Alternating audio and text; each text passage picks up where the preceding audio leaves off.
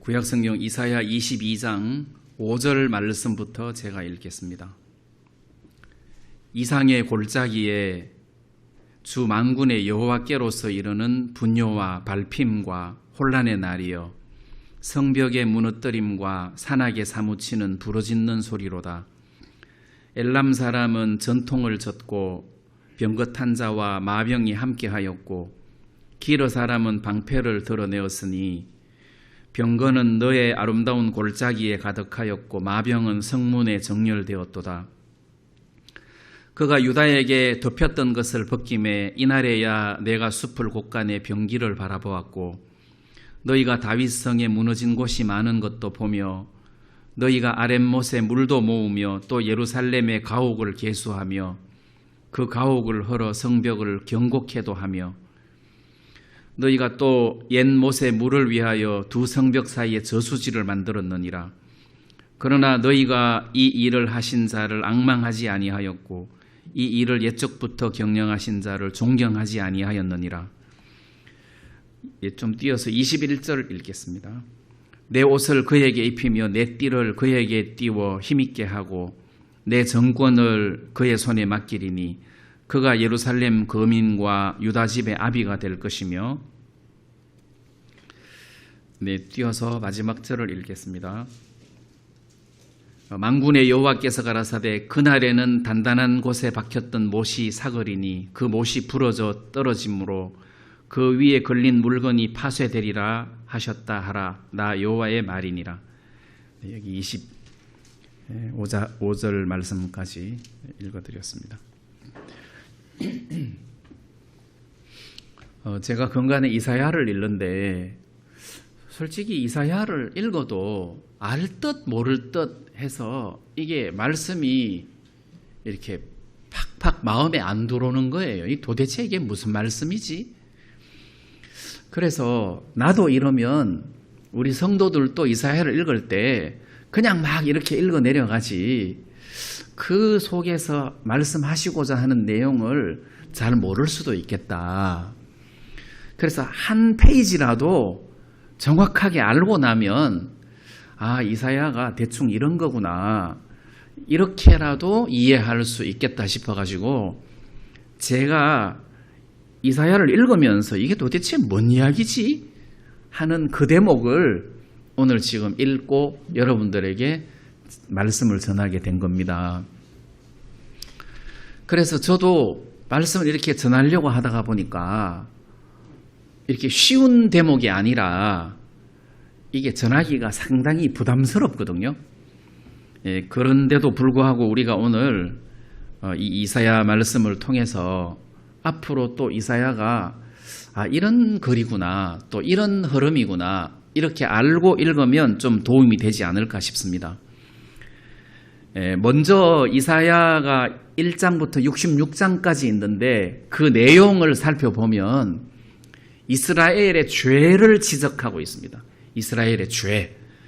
그게 이제 1장부터 5장까지는 죄, 2장부터 10장까지는 심판 이렇게 하는 게 아니에요. 이게 막 뒤섞여 있어가지고 우리가 읽을 때 마음으로 잘 정리를 못하는 면이 있습니다. 그런데 이제 이 이사야 66장 전권 안에 거의 그 이스라엘의 죄를 지적해주는 그런 내용들이 많이 있습니다. 그럼 예를 들면 이사야 1장 3절에 소는 그 임자를 알고 나귀는 주인의 구유를 알건만은 이스라엘은 알지 못하고 나의 백성은 깨닫지 못하는도다. 이 이스라엘 백성들이 주인을 못 알아본다는 거지. 하나님을 못 알아본다는 거예요. 그들을 애굽에서 건져 올리신 하나님, 그들의 조상 아브라함을 이끄신 하나님, 가나안 땅에 자기들을 심으신 하나님, 우리를 이렇게 이끌어 오셨구나. 이분이 우리의 주인이시구나. 이분이 바로 우리의 왕이시구나. 이게 안 된다는 거죠. 그러면 이제 우리 성도들에게 이스라엘 백성들의 이 죄악상을 결부시킨다면 우리가 왕이신 주님, 주인이신 예수님을 모른다는 거예요. 다시 말하면 내가 주인이 돼가지고 내가 내 인생을 열심히 살아가는 꼴밖에 안 된다는 거죠. 그래서 이스라엘 백성들의 죄를 이야기하자면 주인을 잃어버렸다. 주인이 없다. 주인을 떠났다. 그러니까 그 목자를 떠난 양이 뻔하잖아요. 어떻게 살아갈지 뻔하잖아요. 불행할 수밖에 없죠. 그 다음에 이제 단편적으로 예레미야 2장 13절에 보면 내 백성이 두 가지 악을 행하였나니 곧 생수에 거는되는 나를 버린 것과 스스로 웅덩이를 판 것인데 그것은 물을 저축지 못할 터진 웅덩이니라. 자, 이 말씀에서 이스라엘 백성들의 죄를 간략하게 한마디로 잘 정리해주고 있는데 이 백성들이 두 가지 악을 행했다. 첫 번째는 생수에 거는되는 나를 버렸다.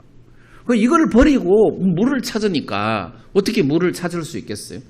그 나를 버리고 그 다음에 스스로 웅덩이를 팠는데 터진 웅덩이를 파더라. 물을 저축지 못할 터진 웅덩이를 파더라. 그래서 어리석고 가련한 이스라엘 백성들의 모습을 한마디로 이렇게 표현을 해주고 있습니다. 그래서 성경 여러 곳에 이스라엘 백성들의 어떤 죄악을, 특히 이사야서는 그 죄악을 아주 낱낱이 잘 설명해 주고 있습니다. 그래서 이스라엘 백성들의 어떤 죄를 지적해 주고 그 다음 이제 그러니까 회개해라. 너희들 회개해라. 하나님을 떠난 이스라엘 백성들아 회개해라. 하나님을 버렸으니까 이제는 회개하고 돌아오라. 자, 이 회개하라는 메시지가 또 이사야 본문 속에 많이 등장을 하고 그리고 만약에 회개하지 않으면은 너희들을 심판할 것이다. 너희들 심판할 것이다. 해서 이스라엘 백성들의 심판을 경고하는 메시지가 또 많이 나타납니다. 그래서 성경을 읽으실 때, 이 내용을 보니까 이스라엘 백성들의 죄를 지금 이야기하고 있구나. 회개하라고 지금 경고를 하고 있구나. 이거는 심판이 임할 거라고 경고하고 있구나. 이제 이렇게 여러분들이 보시면 된다는 거죠. 그 다음에 이제 심판을 당하게 될 것을 경고하면서 그리고는 그들을 불쌍히 여기시고 사랑하시는 하나님으로 말미암아 메시아가 등장할 것이다. 구원자가 등장할 것이다. 그래서 그 구원자로 말미암아 이스라엘 백성들이 구원을 받고 다시 회복될 것이다. 이런 이야기가 이사야서에 잘 나타났습니다. 그래서 우리가 복음을 전할 때 이사야서를 빼면 복음 전하기가 불편할 정도로 이사야서에는 복음에 대한 어떤 말씀들이 아주 진하게 녹아져 있거든요. 그래서 이스라엘의 회복, 구원을 잘 설명해주고 있습니다.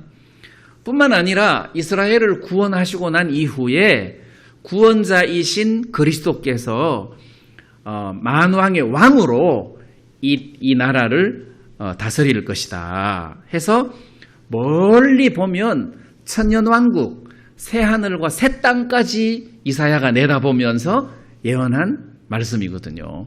그래서 이 이사야서는 예언서로서 이스라엘 백성들의 죄를 지적할 뿐만 아니라 심판과 그 다음에 구원과 회복 그리고 천년왕국, 새하늘과 새 땅까지 끝까지를 하나님이 이렇게 보여주셔서 그 받은 계시를 대언해 준 책이다. 이제 이렇게 보시면 될 것 같습니다. 자, 근데 저는 오늘 읽었던 이 22장은 이상의 골짜기에 관한 경고다 했으니까 이게 심판에 대한 경고예요. 너희들이 이렇게 심판을 받을 거다. 심판을 받을 거다. 왜? 이런 죄를 짓고 이렇게 너희들이 행동했으니까 너희들은 심판을 받을 것이다. 또는 심판이 문 앞에 왔다. 지금 심판이 왔다. 해서 심판에 대한 이야기를 하고 계시는 것입니다. 근데 제가 이제 이 심판에 대한 말씀을 읽으면서 마음에 굉장히 은혜가 된 게 있었습니다. 이 심판에 대한 이야기를 읽는데 뭐가 은혜로웠냐. 그래서 이제 이 이사야 22장을 읽는데 22장으로만 끝나는 게 아니고 이제 계속 말씀이 이어지잖아요. 이어지는데 24장 23절에 보면 24장 23절에 보면 그때의 달이 무색하고 해가 부끄러워하리니 이는 만군의 여호와께서 시온산과 예루살렘에서 왕이 되시고 그 장로들 앞에서 영광을 나타내실 것임이니라. 그래서 만군의 여호와께서 왕이 되신 이야기를 한다는 거예요. 하나님이 우리를 창조하신 하나님이 이스라엘 백성들을 가나안 땅에 심으신 하나님이 직접 왕이 되신다는 거죠. 근데 왕이 되실 때 그냥 왕이 되시는 것이 아니라 이스라엘 백성들을 심판하시고 왕이 되신다는 거죠. 이스라엘 백성들만 심판하시는 것이 아니라 이사야 24장 1절을 보면 여호와께서 땅을 공허하게 하시며 황무하게 하시고 뒤집어 엎으시고 그 거민을 흩으시리니 땅을 심판하시는 거예요. 땅을 황무하게 하시고 뒤집어 엎으시고. 자, 우리 육신을 이야기하잖아요. 자, 이 말씀을 읽을 때 예수님이 우리의 주인으로 우리 마음에 임하실 때, 예수님이 우리 마음의 왕으로 임하실 때 그냥 왕으로 주로 임하신 것이 아니라 우리를 뒤집어 엎으시고 우리를 심판하시고 우리를 죽이시고 그리고 우리의 왕이 되시는구나. 이제 그 마음이 들었어요. 물론 신약 성경에도 그런 말씀들이 많지만 이사야 말씀에 하나님이 왜 땅을 공허하게 하시고 땅을 황무하게 하시고 뒤집어 엎으시고 거민을 흩으시고 왜 이렇게 하시지? 그냥 하나님이 우리를 다스리시는 게 아니라 뒤집어 엎으시고 다스리시는구나. 그렇다면 예수님이 내 인생을 다스리시면서 내 마음의 주인이 되시고 왕이 되실 때 그냥 왕이 되시는 것이 아니라 나를 뒤집어 엎으시고 왕이 되시는구나. 그렇지. 자, 그래서 무슨 생각이 들었느냐 하면 우리가 예수님을 주여, 주는 그리스도십니다. 주님은 하나님의 아들이십니다. 주님은 나의 왕이십니다. 이렇게 높이는 것이 주님을 높이는 것이 아니고 내가 한번 뒤집혀야 된다는 거죠. 내가 뒤집혀서 마치 십자가에서 내 해골이 박살나야 비로소 예수님이 내 마음의 왕이 될 수 있고 주인이 될 수 있다는 거예요. 더 쉽게 말하면 내가 완벽하게 부인돼야 비로소 이분이 내 인생의 주인이 되시구나. 그래서 십자가에서 먼저 우리를 예수님과 함께 못 박으시고 우리를 한번 깨트리시고 밟으셨구나. 그제서야 예수님이 우리 마음의 왕이 되시고 주인이 되시구나. 그 이사야 말씀의 공식이 너무 신약 말씀하고 똑같아가지고 이게 굉장히 은혜롭더라고요. 그래서 이스라엘 백성들을 심판하시는 하나님이 너무 좋은 거예요. 그래서 이스라엘만 심판하신 것이 아니라 이스라엘을 심판하시고 또 이스라엘을 공격하고 포로로 잡아갔던 아수르나 바벨론이나 그 주위에 암논, 에돔 모든 민족들 애굽까지 다 심판하시더라고. 전부 다 심판을 하시고 그리고 그 모든 나라를 다스리시는 왕으로 군림하시더라는 거예요.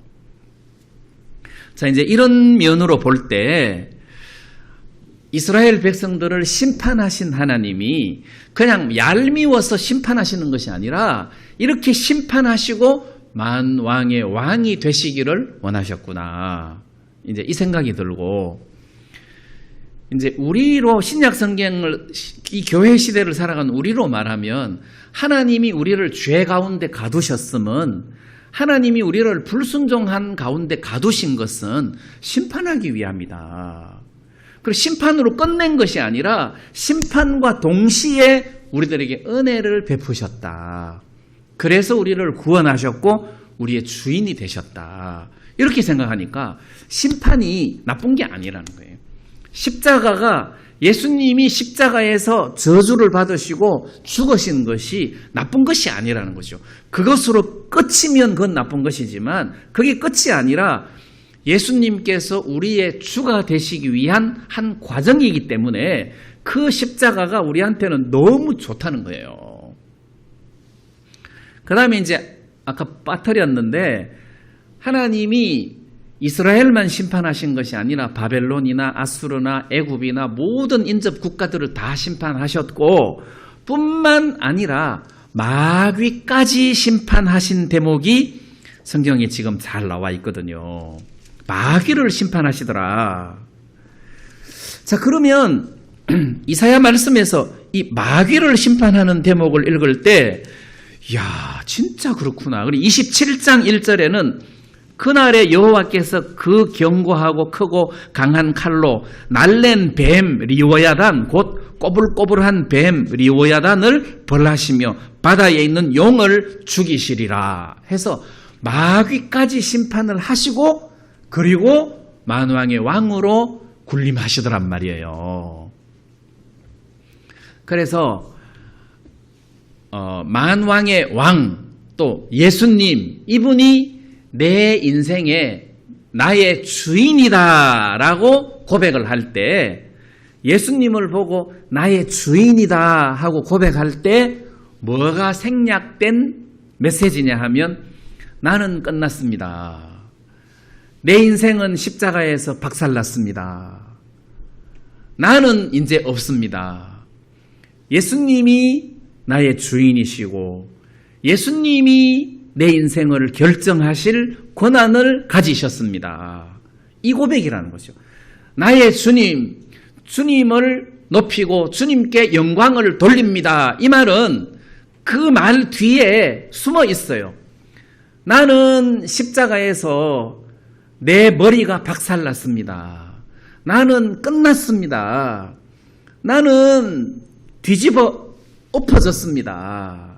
나는 아무것도 아닙니다. 이게 같이 녹아 있다는 거예요. 예를 들어서 우리 아들이 이번에 고등학교에 입학을 했습니다. 그 말은 중학교는 졸업했다는 소리잖아요. 근데 고등학교 입학을 했습니다 하니까 누가 중학교는 졸업했어요? 이렇게 묻지는 않는다는 거죠. 고등학교 입학했다는 말은 이거는 자동으로 졸업한 거라는 거죠. 이분이 나의 주님이시고 나의 왕이시다, 나의 주인이시다라고 고백하는 것은 내가 끝났다는 것이 녹아 있다는 거예요. 그래서 우리가 이거를 기억하자는 거예요. 내가 끝났구나. 그래서 더 이상 내가 내 것이 아니구나. 예수님의 것이구나. 이거를 기억하자는 겁니다. 자, 그런 면에서 이사야 22장에서 이스라엘을 향한 어떤 심판, 이게 너무 은혜롭고 감사한 거예요. 이게 심판을 위한 심판이 아니고 구원과 왕이 되시기 위한 심판의 과정이기 때문에 이게 굉장히 은혜롭고 감사했다는 것입니다. 이 읽었던 본문 말씀에 보면 22장 5절 말씀을 한번 볼게요. 이상의 골짜기에, 자, 여기 이상의 골짜기에, 이거를 앞뒤 문맥을 보면 예루살렘을 가리킵니다. 예루살렘에 대한 경고인데, 주 만군의 여호와께로서 이르는 분뇨와 발핌과 혼란의 날이요. 그러니까 이게 분뇨와 발핌과 혼란의 날이요, 성벽의 무너뜨림과 산악에 사무치는 부르짖는 소리로다. 전쟁이 일어났어요. 적들이 쳐들어왔습니다. 자, 여기서 1차적으로 적은 아수르가 될 수도 있고 또 2차적으로 바벨론도 될 수 있습니다. 근데 적들이 쳐들어왔어요. 백성들을 그냥 밟아버리는 거죠. 죽이고 밟아버리는 거죠. 그리고 재산을 탈취하고 또 포로로 묶어서 잡아가고, 자, 이런 일들이 전쟁에서 일어난단 말이에요. 자, 이렇게 적들이 쳐들어와가지고 이스라엘 백성들이 막 난리가 난 거예요. 막 비명을 지르고 막 죽이고 막 울고 도망가고, 이런 어떤 상황을 이 5절 말씀에서 우리가 생각할 수 있다는 겁니다.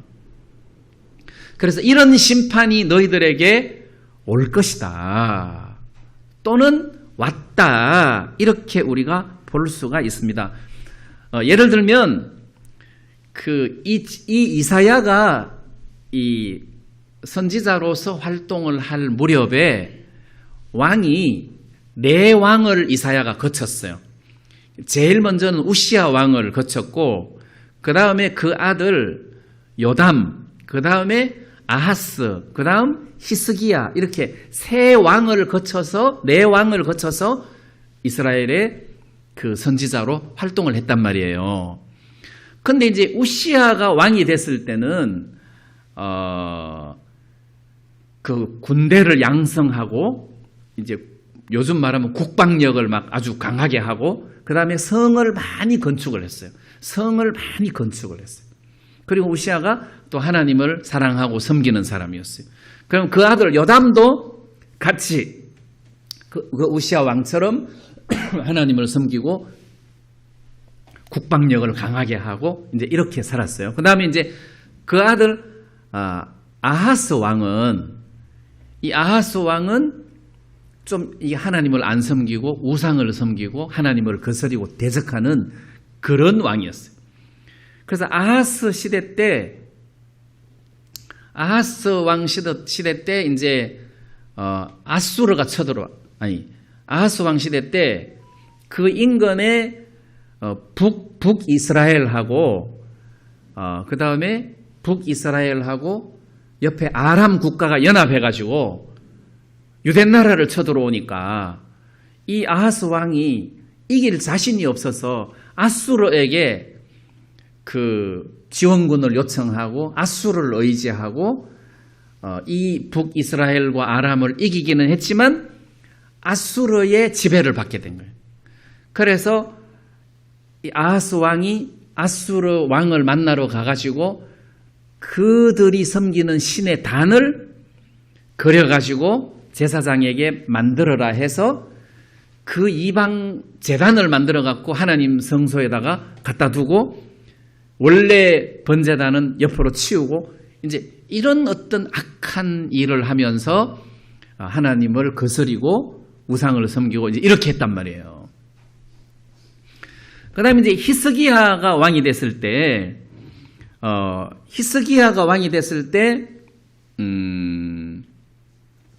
이제 아수르가 쳐들어왔어요.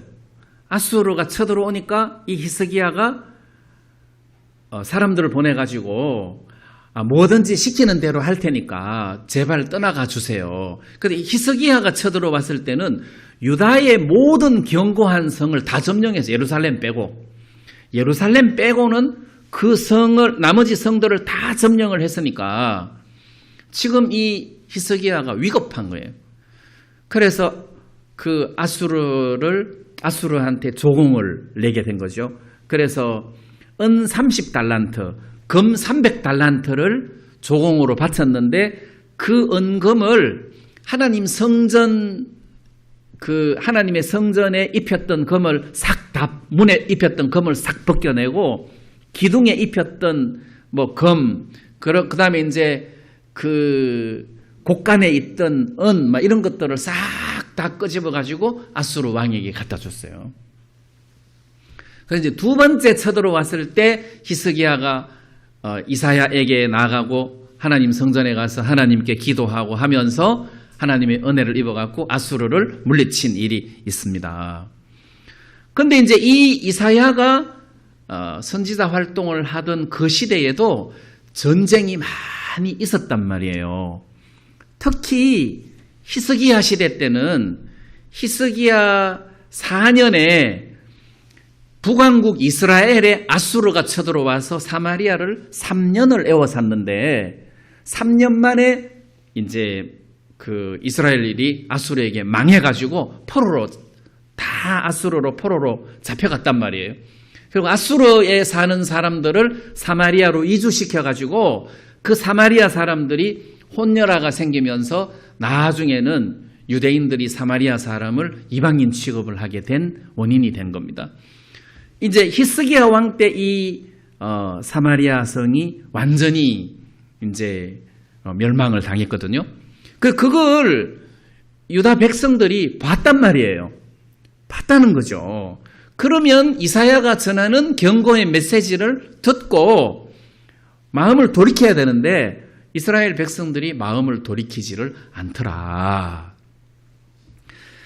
자, 그러면서 오늘 읽었던 본문 말씀에 그럼 구체적으로 그들이 어떤 죄를 지으면서 마음을 돌이키지 않았나. 자, 그걸 여기서 좀 발견할 수 있습니다. 22장 7절 말씀에 보니까 병거는 너희 아름다운 골짜기에 가득하였고 마병은 성문에 정렬되었도다. 자, 예루살렘 성이 있는데 여기 엘람 사람 그리고 또 기르 사람하고 있는 이 엘람 사람과 기르 사람은 그 이스라엘 인근에 있는 국가인데 이들이 처음에 아수르에게 점령당해서 아수르의 동맹국 또는 속국으로 되어 있다가 나중에는 바벨론이 힘이 세니까 다시 바벨론의 속국으로 되어 있던 이제 동맹 국가들인데 이 말하자면 결국 아수르나 그 뒷세력이 바벨론이죠. 이들이 쳐들어왔는데 아름다운 골짜기에 그 예루살렘 성 밑에 그 골짜기에 병거가 마병이 가득했다. 자, 그러면 마병과 병거가 아름다운 골짜기에 가득하고 마병은 성문에 정렬되었도다 했으니까 이제 이스라엘 백성들의 위기가 찾아왔단 말이에요. 그 다음에 8절에 보면 그가 유다에게 덮였던 것을 벗김에, 그래서 제가 여러 사람들의 그 말씀을 이렇게 들어봐도 구체적으로 이게 뭔지를 잘 설명을 못 하더라고요. 그가 유다에게 덮였던 것을 벗김에, 다른 번역에는 방음막이라고도 되어 있는데 어쨌거나 이 유다에게 덮여 있는 것이 있었는데 그거를 벗기니까 이날에 우리가 병기가 있었지, 숲을 곳간에 병기호가 있었는데 이 병기가 있었지, 이걸 이제 봤다는 거죠. 그 다음에 9절에 너희가 다윗성에 무너진 곳이 많은 것도 보며, 그러니까 이날에 우리 성이 저렇게 많이 무너졌구나, 이게 보인 거예요. 그전에는 먹고 마시고 그냥 향락주의로 흐르느라고 다윗 성이, 예루살렘 성이 막 무너져 내려가는데도 그게 안 보인 거예요. 그게 안 보여. 자, 그리고 무너진 곳이 많은 것도 보고, 이래가지고 안 되겠다. 전쟁이 일어나서 성을 포위하면 일단 물 근원이 차단돼 갖고 마실 물이 없어지거든. 그래서 물을 모으기 시작했단 말이에요. 그래서 너희가 아레못에 물도 모으고, 그 다음에 10절에 또 예루살렘 가옥을 개수하며 그 가옥을 헐어 성벽을 경곡해도 하며, 그래서 성벽을 이제 건축하려고 하니까 뭔 재료가 있어요. 돌이나 뭐 있어야 되잖아요. 그 가옥을 헐어가지고 거기에서 나온 부재료로 성벽도 건축하고, 자, 이제 발등에 불 떨어지죠. 발등에 불 떨어지니까 인제서야 물도 모으고 막 이렇게 했단 말이에요. 그 다음에 11절에는 너희가 또 옛 못에 물을 위하여 두 성벽 사이에 저수지를 만들었느니라. 자, 이거는 예루살렘 성 바로 바깥에 기혼샘이 있었는데 그 성 바깥에 있으니까 전쟁이 일어나면 그 물을 사용을 못 하잖아요. 그래서 그 성 바깥에 있는 기온샘의 샘물을 성 안으로 이렇게 큰 도랑을 만들어 가지고 물길을 실로암 못 있는 데까지 그 물길을 뽑아냈다잖아요. 그게 한 500 몇 메다라 하더라고. 그 성 안으로 그 물을 이제 그 큰 도랑을 만들어 가지고 끌어낸 거예요. 그래서 험정역에는 저수지로 번역을 안 하고 도랑으로 번역돼 있어요. 거기 뭐 큰 저수지가 나오겠어요. 도랑. 그래서 기온샘에 있는 물을 실로암 못 있는 데까지 예루살렘 성 안으로 물을 끌어들이는 이런 작업을 했다는 거예요. 대단한 거죠. 자, 근데 이제 핵심입니다. 그 11절 후반절에 그러나 너희가 이 일을 하신 자를 앙망하지 아니하였고 이 일을 옛적부터 경영하신 자를 존경하지 아니하였느니라. 그러니까 이 일 행하신 자를 앙망하지도 않고 존경하지도 않았다.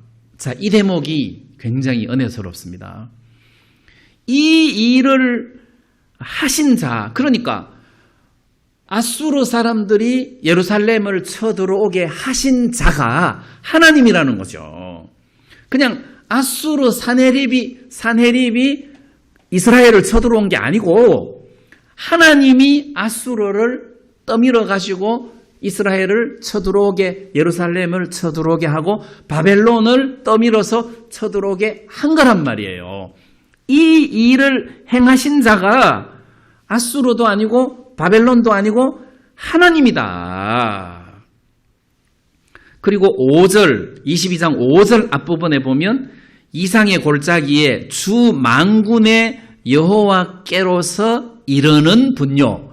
그러니까 하나님으로부터 찾아온 분뇨, 발핌, 혼란, 부르짖음 이런다는 거죠. 그러니까 이런 재앙이 어디서부터 왔느냐? 하나님에게서부터 왔다는 거잖아요. 하나님이 이스라엘 백성들에게 이런 재앙을 주시고 전쟁을 일으켰다는 거잖아요. 그런데 이것을 볼 만한 눈이 없었다는 거지, 이스라엘 백성들이. 아, 하나님이 이렇게 하셨구나.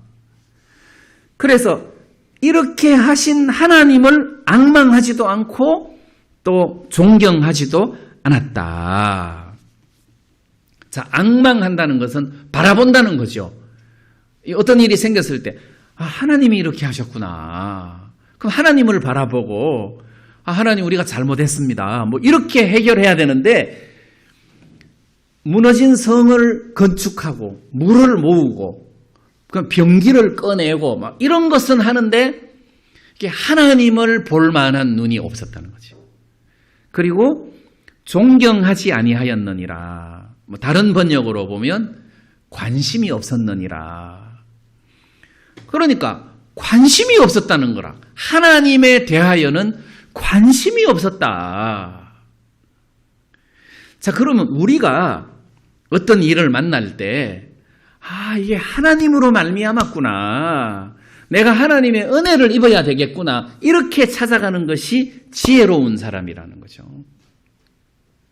근데 이런 일을 당하고 어렵고 힘드는데, 아, 이런 일을 하시는 분이 하나님이라고 생각하지 못하고 하나님을 바라보거나 생각하거나 하나님에게 관심이 없고 그다음 표면적인 문제로 거기에 막 끌려간다는 거예요.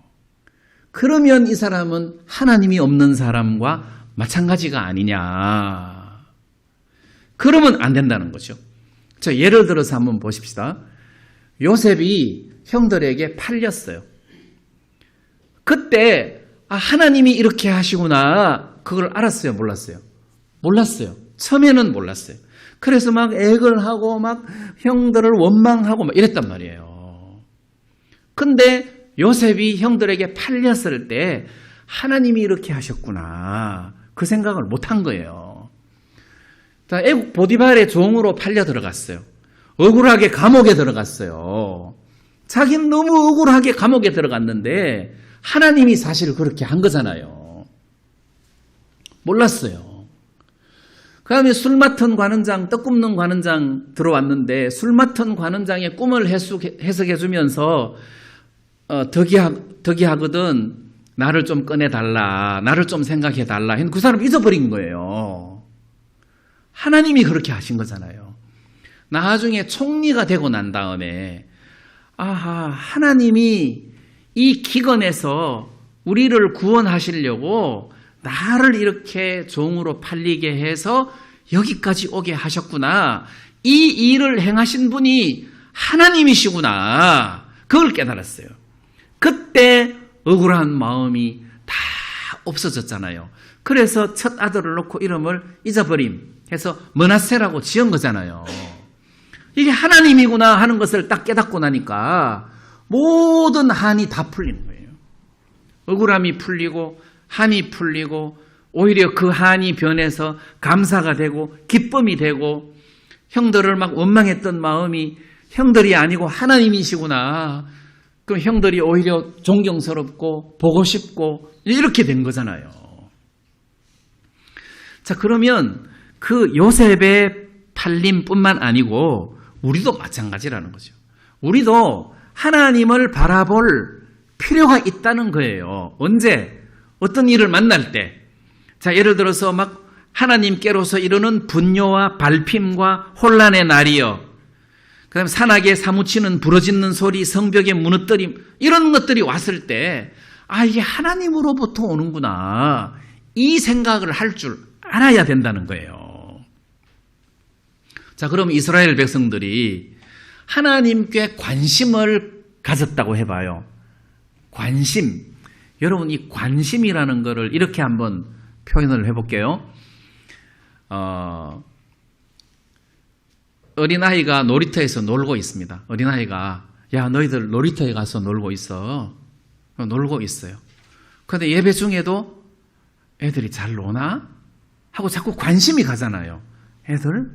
그래서 문자로 잘 놀고 있어? 뭐 이렇게 하고 안 그러면은 뭐 이렇게 문 열고 잘 놀고 있어? 뭐 이렇게 자꾸 관심이 가잖아요.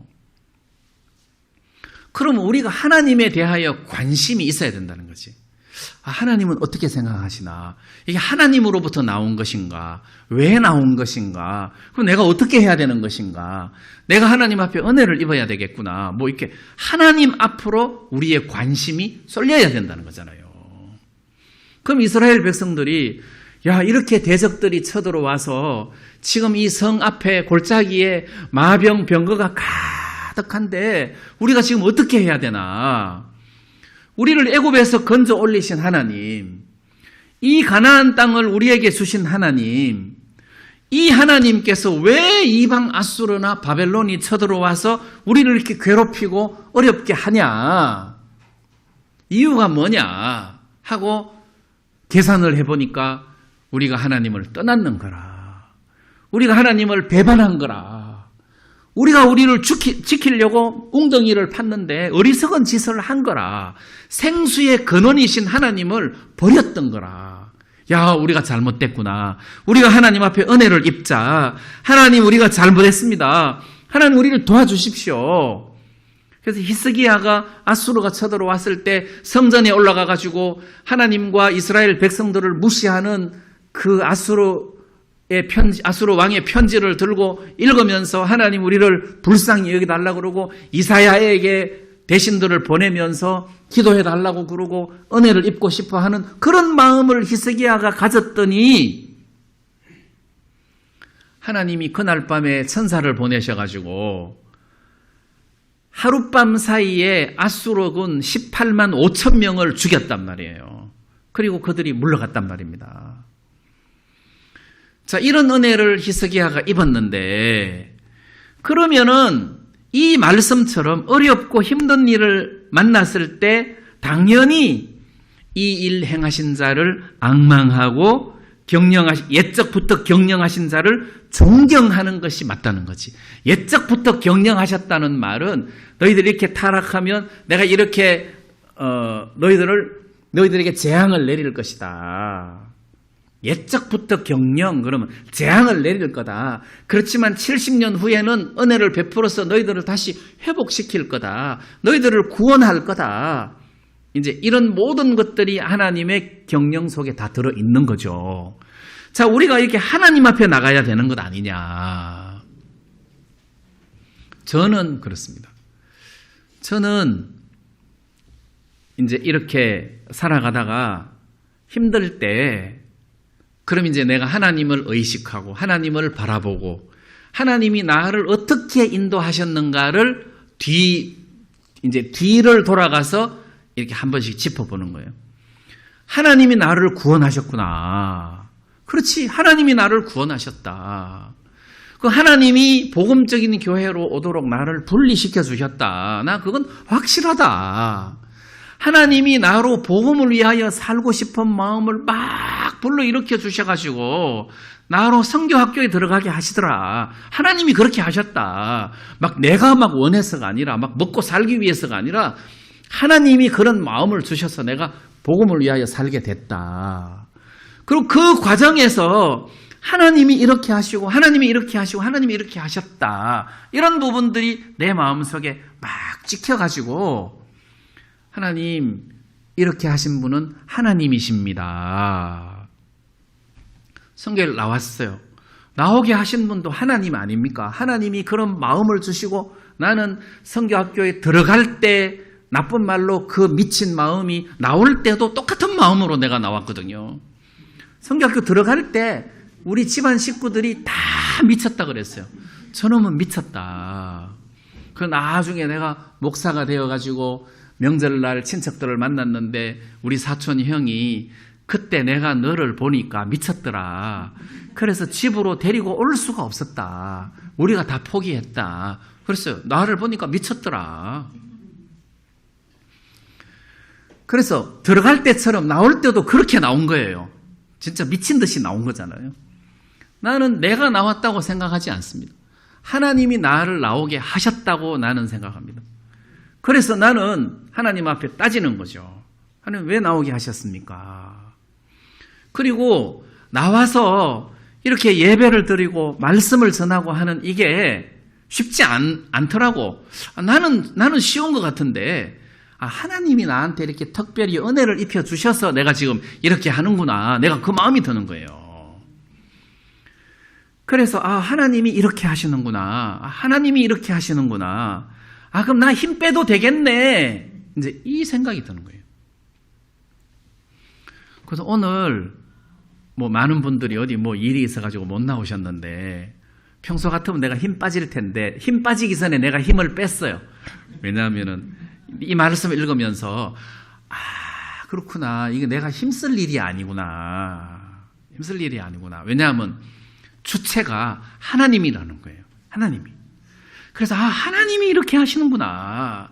그럼 하나님이 이렇게 하셨으면 그럼 내가 걱정할 일이 없겠다.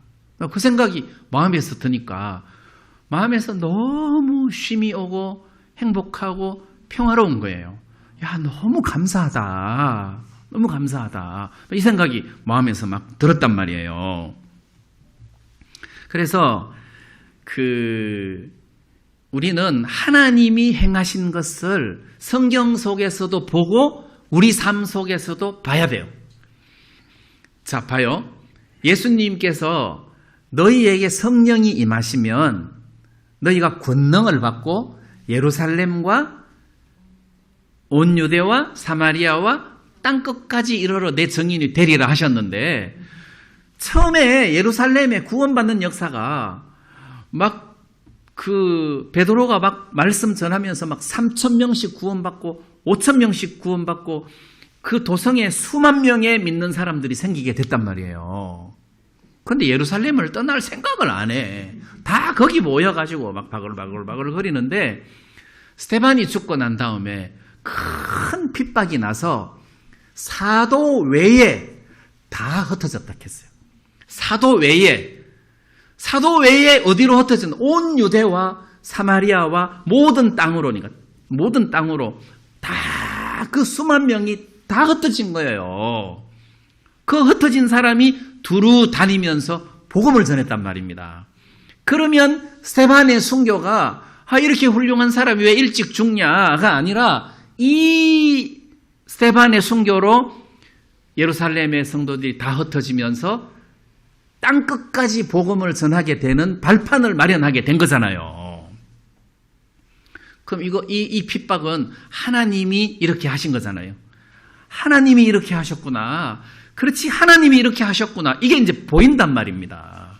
그럼 솔로몬 시대 때 여로보암이 일어나가지고 솔로몬을 대적하고 그리고 선지자가 나타나서 찢어진 새 10조각을 주면서 네가 앞으로 이스라엘 왕이 될 것이다. 이게 지금 여로보암이 무슨 욕망을 가지고 이스라엘 왕이 되려고 지금 그렇게 한 것이 아니라 하나님이 지금 이렇게 하는 거잖아요. 솔로몬이 그걸 못 깨닫는 거예요. 솔로몬이 못 깨닫는 거예요. 르신이나 하닷이 일어나서 솔로몬을 거스리고 대적할 때 이게 하나님으로부터 왔다는 지혜가 없으니까 여로보암을 막 끝까지 죽이려고 하더라고. 솔로몬이 하나님으로부터 왔다. 이게 중요한 거잖아요. 그래서 우리 삶 속에서 하나님, 이게 하나님이 허락지 않으시면 이런 일이 왜 나에게 오겠습니까? 난 이거 하나님이 허락하신 것으로 믿습니다. 그럼 내가 하나님의 은혜를 입고 싶습니다. 내가 하나님 은혜를 입고 싶습니다. 그래서 하나님을 앙망하고 하나님에게 관심을 두고 하나님께 경배하고 하나님 앞으로 나아가는 이런 태도가 성도들의 바람직한 태도가 아니겠느냐.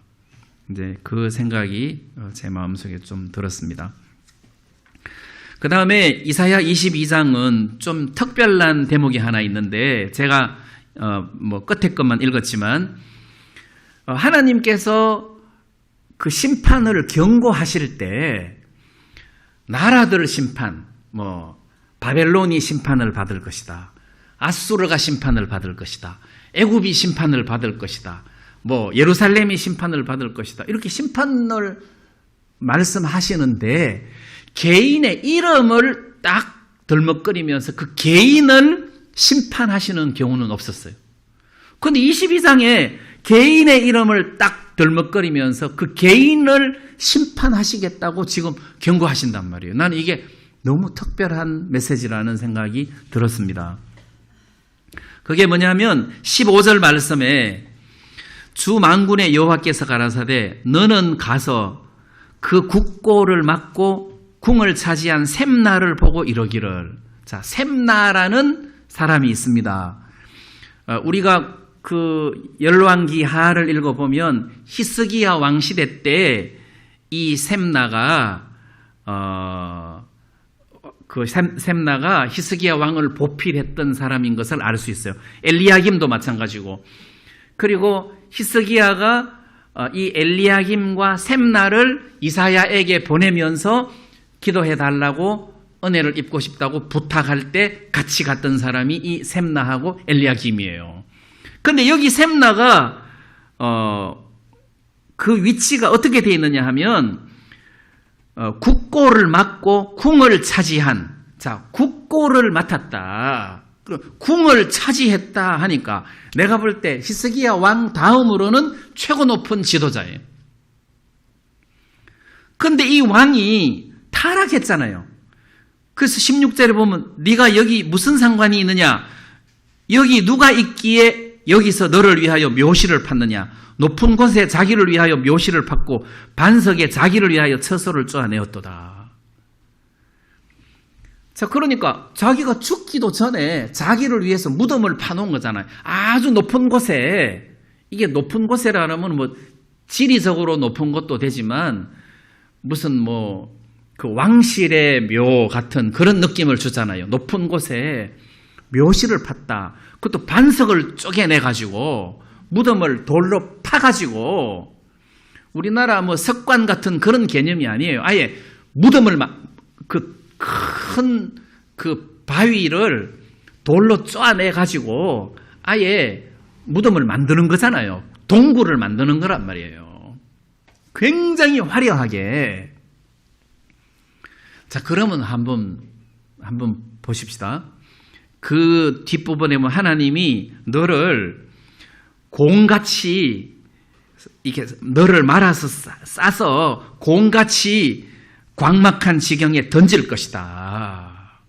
싸서 말아가지고, 이거는 이제 요즘은 축구공 그러면 뭐 뻥 차면 날아가죠. 옛날에는 요즘 같은 축구공이 아니고 뭘 이렇게 돌돌돌돌돌 말아가지고 공처럼 했으니까 샘나를 돌돌돌돌 말아가지고 힘센 장사가 던지듯이 가장 먼 곳으로 포로로 끌려가서 거기서 죽을 것을 지금 경고하고 있단 말이에요. 근데 거기 보면 18절 끝에 내 영광의 수레도 거기 있으리라 했어요. 내 영광의 수레도, 그러니까 이 샘나가 타고 다니는 수레가 굉장히 영광스럽다 하는 걸 보니까 막 금으로 입혔는지는 몰라도 굉장히 화려한, 그러니까 이 샘나는 타락한 이스라엘의 지도자 상을 잘 그려주고 있는 거예요. 여러분, 먹을 것도 없는데 묘실을 파겠습니까? 누가 묘실을 파겠습니까? 집도 있고 먹을 것도 있고 차도 있고 뭐 가질 것 다 가졌는데 이제 묘실이나 한번 파볼까 하는 배부른 사람들이 하는 짓이잖아요. 이 샘나가 굉장히 타락했어요. 자, 그래서 타락한 지도자가 이스라엘의 지도자로 있으니까 이스라엘이 타락하지 않을 수가 없잖아요. 그러니까 이 지도자를 타락했으니까 이 지도자를 심판할 수밖에 없는 거예요. 그 다음에 엘리야김을 세웠어요. 엘리야김을 세웠는데 19절에 보니까 내가 너를 내 관직에서 쫓아내며 내 지위를 낮추고 그날에 내가 힐기야의 아들 내 종 엘리야김을 불러서 내 옷을 그에게 입히며 내 띠를 그에게 띄워 힘있게 하고 내 정권을 그의 손에 맡기리니 그가 예루살렘 거민과 유다 집의 아비가 될 것이며, 여기 유다 집의 아비, 그럼 지도자를 말하는 거예요. 아비, 지도자다.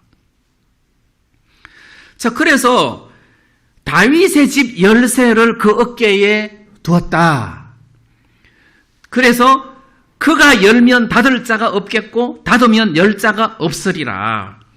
못이 단단한 곳에 박힌같이 그를 견고하게 하리니 그가 그 아비 집 영광의 보좌가 될 것이다.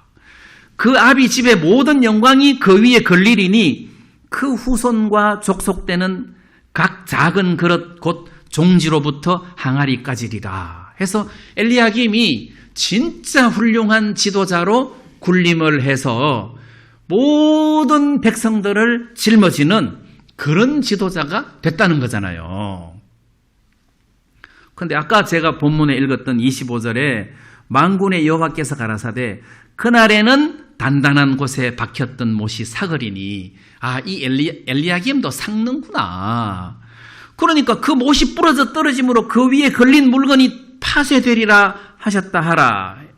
그러니까 그를 기대고 의지했던 온 이스라엘이 종지부터 항아리까지 다 깨져버린 거예요.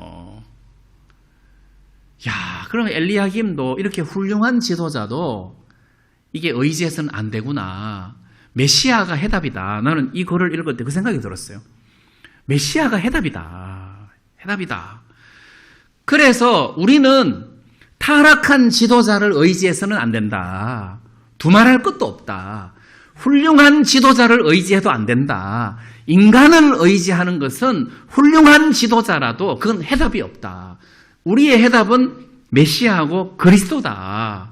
우리가 의지해야 될 곳은 예수님밖에 없다. 예수님만이 해답이다. 아무리 훌륭하더라도 사람을 의지하는 것은 해답이 될 수 없다. 왜? 그날에는 사가버린다는 거지. 아무리 훌륭해도 그날에는 사가버리더라. 녹슬더라. 그를 의지했던 사람들이 다 깨지더라. 영원하신 메시아이신 예수님만이 해답이고 우리가 의지해야 할 대상이더라. 그래서 저는 그 생각이 들었어요. 그렇구나. 예를 들어서 내가 홍수가 났는데 급류에 떠내려가는 거야. 내가 급류에 떠내려가. 급류에 떠내려가는데 누가 통나무를 던져줬어. 아, 저기 통나무가 있구나, 통나무. 해서 통나무를 내가 잡았어. 근데 암만 통나무가 좋으면 뭐하냐. 통나무도 같이 떠내려가는데. 그죠? 통나무를 잡아가지고는 안 된다는 거지. 근데 그 통나무 끝에 밧줄이 매달려 있어가지고 그 강가에서 예수님이 딱 잡고 있다. 그러면 그 통나무를 잡으면 돼. 그 통나무를 잡는 게 아니라 예수를 믿는 믿음이라는 거죠. 그 끝을 봐야 된다는 거예요. 통나무를 잡으면 안 된다는 거지. 통나무를 잡고 있는 끝을 봐야 그거를 잡아야지. 차라리 통나무가 없더라도 밧줄을 잡는 게 낫지. 그래서 엘리야김을 잡아야 되는 것이 아니라 아, 저 사람 녹슬었구나. 저 끝이 녹슬었구나. 앞은 멀쩡한데 끝이 녹슬었구나. 그럼 안 되죠. 저거 안 돼. 해서 녹슬지 않는 영원한 구원자이신 예수님이 해답이다. 그래서 우리가 의지하고 우리가 바라보고 우리가 은혜 입어야 할 곳은 예수님이다. 예수님이다. 특히 오늘 이 교회 시대에 누구를 의지해서 우리가 은혜를 입을 수 있냐? 예수님이다. 나를 구원하신 예수님이다. 그리고 형제 자매들과 목사들은 내가 예수님을 의지할 수 있도록 도와주는 역할을 하는 것이지 그들이 예수를 대신해서는 안 된다. 예수님이 해답이다. 이런 생각이 마음에서 들었습니다. 그래서 사람은 안 된다. 엘리야김도 안 되고 셈나는 더욱더 안 된다. 만왕의 왕이신 예수님만이 해답이다. 우리가 그를 의지할 때 가장 든든하고 가장 행복한 인생을 살 수 있을 것이다. 이런 생각이 마음에서 좀 들었습니다. 그래서 이렇게 심판에 대한 그 메시지, 경고에 대한 메시지가 슬프다가 아니라 이게 만왕의 왕이신 하나님이 왕으로 등극하시기 위한 준비 과정이구나 이렇게 생각하니까 이 속에 하나님의 사랑이 녹아 있고 감사하다는 생각이 들었습니다. 그래서 우리가 어려워도 그 어려움은 어려움을 위한 어려움이 아니고 예수님께서 관여하시기 위한 사랑의 어려움이다. 이렇게 우리가 보시고 그런 문제들을 믿음으로 극복해내시면 참 은혜롭겠다는 그런 생각이 들었습니다. 우리 말씀을 여기까지 드리겠습니다. 우리 다 같이 찬송 한 장 부르겠습니다.